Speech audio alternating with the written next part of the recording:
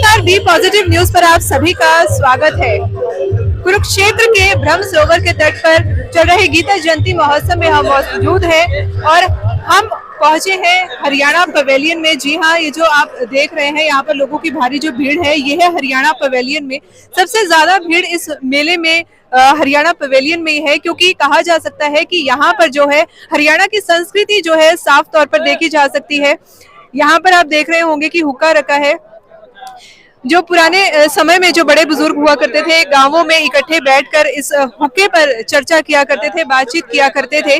और इसी तरह की जो हरियाणवी संस्कृति की झलक है वो आपको यहाँ पर देखने को मिलेगी और सबसे ज्यादा भीड़ भी यहीं पर नजर आ रही है। और भी हम दिखाएंगे यहाँ पर कि हरियाणा संस्कृति की यहाँ पर जो झलक है वो किस किस रूप में यहाँ पर दिखाई गई है। तो आइए लिए चलते हैं आपको हरियाणा पवेलियन में और दिखाते हैं यहाँ का नजारा किस तरह का है। कुछ लोग यहाँ पर पहुंचे, उनसे हम जानना चाहेंगे कि हरियाणा पवेलियन में आकर उनको कैसा लगा। राम राम बाबा जी, कैसा लगा आपको यहाँ पर आकर?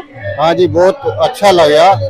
जैसे हम पहले बचपन में हरियाणा देखते थे और हम हमारे देहात में जो गाड़ी थे, बैल थे और जो डोल थी, कुएं में से जो बाल्टी डूब जाती थी निकालने के लिए कांडे थे और टाल जो टाली है बैलना की, तो वो जो पीढ़े हैं और मुड्डे, तो वो सब आज इसमें वो दिखा रखा है। आपको नहीं लगता कि ये जो संस्कृति यहाँ पर दिखाई गई है ये कहीं ना कहीं अब खत्म होती जा रही है? हाँ जी, बिल्कुल खत्म होती जा रही है। ये तो एक प्रदर्शनी नहीं रहेगी बस, बाकी तो रही नहीं। तो कितना फायदा मिलता है इस तरह की प्रदर्शनियों से? बहुत फायदा मिलता है जी हमें। अपने जो पहले जैसे जब बिजली नहीं थी तो उस टाइम में भाई कैसा जीवन जी रहे थे हम, तो उसका पता चलता है। हमें पिछली पुरानी याद आती है। जिन गाड़ियों में बैठ कर हम स्टेशन पे जाया करते थे मामिया का, तो जो स्टेशन तक इसी गाड़ी में, ऐसे गाड़ी में ही बैठ कर जाया करते। ताऊ जी राम राम। राम राम भाई, कैसा लगा? बढ़िया, बढ़िया लगा। बहुत बढ़िया। क्या कहना चाहोगे हरियाणवी संस्कृति के बारे में? हाँ? क्या कहोगे हरियाणवी संस्कृति के बारे में? हरियाणवी संस्कृति तो हमारे पूरा विश्व में सबसे फेमस संस्कृति है। हरियाणवी संस्कृति पर की तो संस्कृति नहीं मानने लगती और कोई भी। इतनी बढ़िया संस्कृति है। जो तो क्या सारा हरियाणवी संस्कृति का तो है। इससे बढ़िया है ही नहीं पूरा हिंदुस्तान में, तो दिखती नहीं। तो हमारी जो युवा पीढ़ी है उसको कितना फायदा मिलेगा इस प्रदर्शनी से? हरियाणा नवी पीढ़ी तो सारी छोड़ दी जा रही है हरियाणवी संस्कृति को, ऐसा ले ही नहीं रहे नई पीढ़ी है। अगर इसका पूरा जोर देकर लेना हरियाणवी संस्कृति पाओ तो संस्कारित बच्चे हो जाए। हरियाणवी संस्कृति को छोड़कर संस्कार छोड़ रहे हमारे। इसका अपनाओगे तो हमारे बच्चे संस्कारित हो जाएंगे सब। मैम, क्या कुछ बताना चाहेंगे, कैसा लगा आपको यहाँ? बहुत अच्छा लगा, काफी अच्छा अरेंजमेंट किया हुआ है। सारा हरियाणा के बारे में बताया हुआ है जो उसका पिछला कंप्लीट था, तो बहुत अच्छा लगा, बहुत अच्छा है सारा। तो यहाँ पर आपने क्या कुछ देखा हरियाणा संस्कृति से जुड़ा हुआ, जो सबसे अच्छी चीज आपको यहाँ लगी?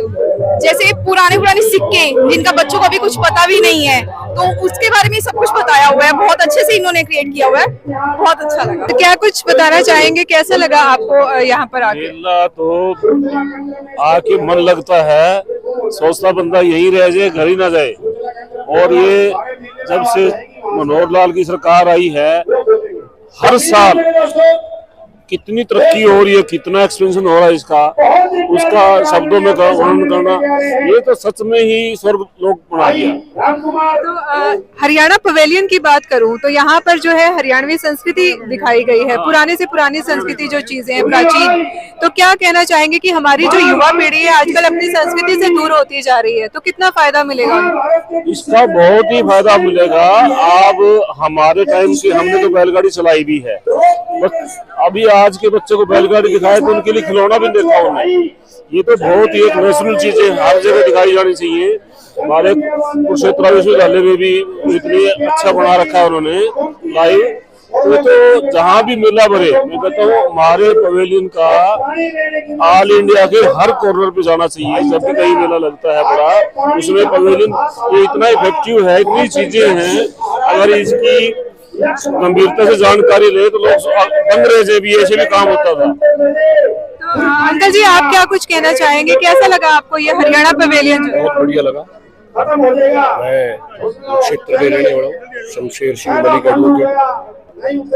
और ये जो पवेलियन है ये अपने आप में एक बहुत अच्छा पवेलियन है, क्योंकि इसमें जो हमारी धरोहर है, जो आज से 100 साल 200 साल 400 साल पहले हमारे बुजुर्ग जिन गड्डी बैल को, जैसे हल को, ट्रैक्टर को, जिनको यूज करते थे, वो यहाँ पर दिखाया गया है। क्योंकि आज की जो जनरेशन है उनको नहीं पता कि हमारे बुजुर्गों ने कैसे हमारी जमीन को कल्टीवेट के लिए तैयार किया।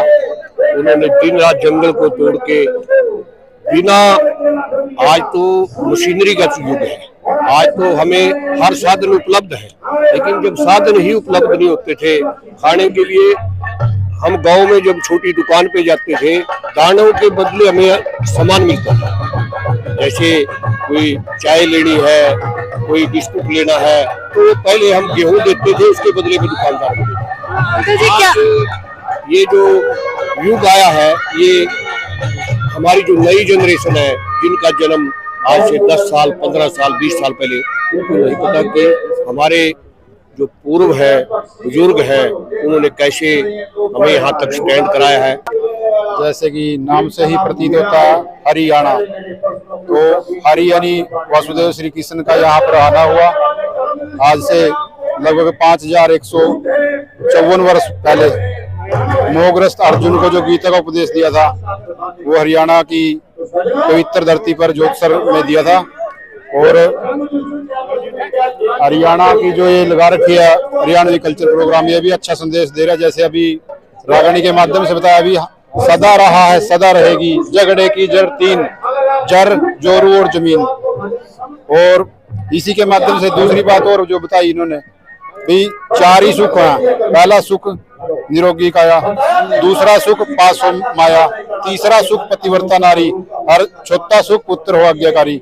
ऐसे जो संदेश है हरियाणा पवेलियन से, जो हमारे हरियाणा के युवाओं को मिल रहे हैं, ये अच्छी शुरुआत सरकार के द्वारा की जा रही है, मुख्यमंत्री मनोहर लाल के द्वारा की गई है।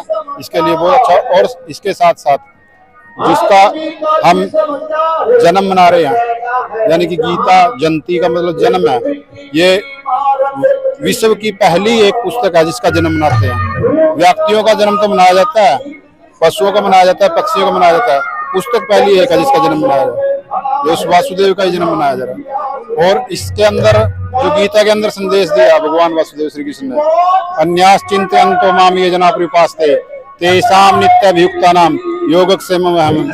तो उसने विश्वास करना हमने परमात्मा में 100%। ये हमारा योगक्षेम चलाने वाले वो हैं, हमें निरंतर उनका ध्यान रखना चाहिए, उनका ही भजन करना चाहिए, उनका ही चिंतन करना चाहिए, उनका ही मनन करना चाहिए।